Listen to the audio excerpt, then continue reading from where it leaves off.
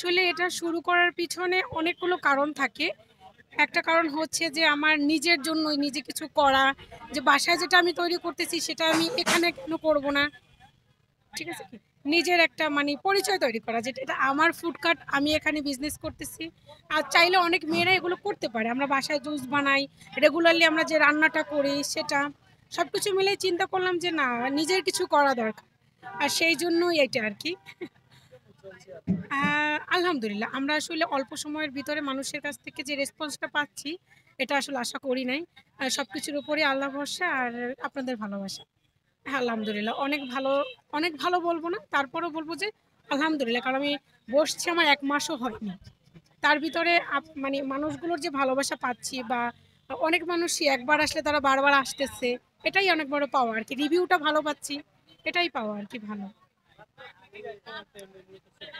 ভাই আমাদের আইটেম আছে জুস। মানে আপনি এখানে জুস আইটেমগুলো সবই পাবেন। যেটা স্পেশালি সেটা হচ্ছে বেলের শরবতটা।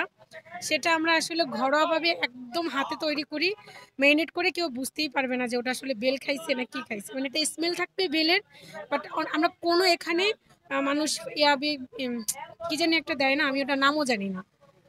মানে ফলের স্মেলের যে দেয়, ওগুলো আমরা কোনো কিছু ইউজ করি না। আমরা জাস্ট এখান থেকে ফলটা নেই, কাটি, বরফ, চিনি যেগুলো দেওয়া দরকার দিয়ে বাস শরবতটা বানিয়ে দিই, জুসটা বানিয়ে দিই। আমার এখানে ভাই এখন যেহেতু কাঁচা আমের সিজন, সেই ক্ষেত্রে কাঁচা আমটা একটু বেশি চলে। আর তার সাথে সাথে যদি বলি, আমার বেলটা ভালো গেছে।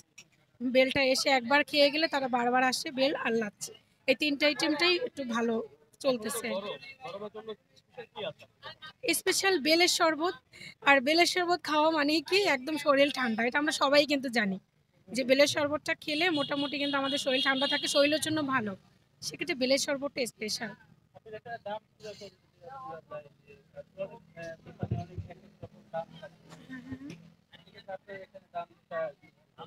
হ্যাঁ, এখন সেক্ষেত্রে বলব যে যার দোকান, সে আসলে তার মতো করে প্রাইসটা দেয়। আমার যেটা ব্যাপার ছিল সেটা হচ্ছে যে আমার যাতে কিছুটা লাভ থাকে আর আমি মানুষকে বেটার দিতে পারি, যেন সে খেয়ে বুঝতে পারে যে না, আমি ন্যাচারালটা খেলাম। এটাই সেই ক্ষেত্রে আমাদের প্রাইসটা আমি যদি বলি অন্যান্য দোকানের থেকে অনেকটাই কম।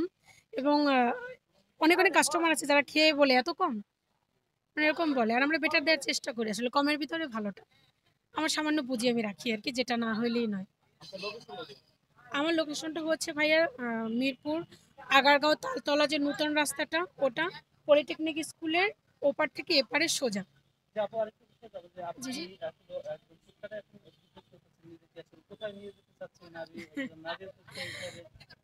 হ্যাঁ, আসলে কি প্রত্যেকটা মানুষেরই একটা স্বপ্ন থাকে। যেমন আমারও স্বপ্ন আছে, আরও ৫টা মেয়েরও স্বপ্ন থাকে। আমার স্বপ্নের কথা যদি আমি বলি, সবাই চায় যে আমি উপরে যাব, আমার একটা ব্র্যান্ড হবে। আমার যেরকম দোকানের নাম হচ্ছে রিজিক, এটা হচ্ছে রিজিক ফুড। রিজিক ফুডও এখানে অ্যাড আছে, রিজিক জুসও আছে। কিছুদিন পরে আলহামদুলিল্লাহ রিজিকের চায়ের শপ চালু হবে। ওখানে সেখানে বিভিন্ন ধরনের চা থাকবে। আর এখানে কিন্তু আমাদের শুধু জুসই না, এখানে ফুড আইটেম খিচুড়িটা থাকে, গরুর মাংস থাকে, বোম্বাই মরিচের চাটনি থাকে, আর যেটা থাকে স্পেশালি বোম্বে খিচুড়ি, এটাও থাকে। তো আস্তে আস্তে যদি আল্লাহ তাআলা চায়, বা যদি ওরকম সুযোগ সুবিধা আসে, তাহলে রিজিক একটা ব্র্যান্ডে দাঁড় করানোর ইচ্ছা আছে। বাকিটা আল্লাহর ইচ্ছা।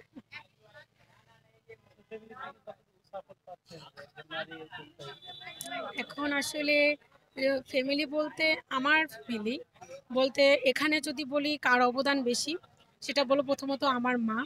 আমার হাজবেন্ড তো অবশ্যই সে আমার সাথে সবসময়। আমাদের যদি সাপোর্ট বলি, সেটা হচ্ছে আমার মা, মানে আমার হাজবেন্ডের শাশুড়ি, আমার বড় বোন, এবং কিছু কিছু ভাই, মানে আমার ভাইয়েরা আছে এইখানের, মানে এই ফুড কার্টটা যার, সেও আমাকে কিন্তু অনেক ধরনের হেল্প করছে, আমার পরিস্থিতি বুঝে।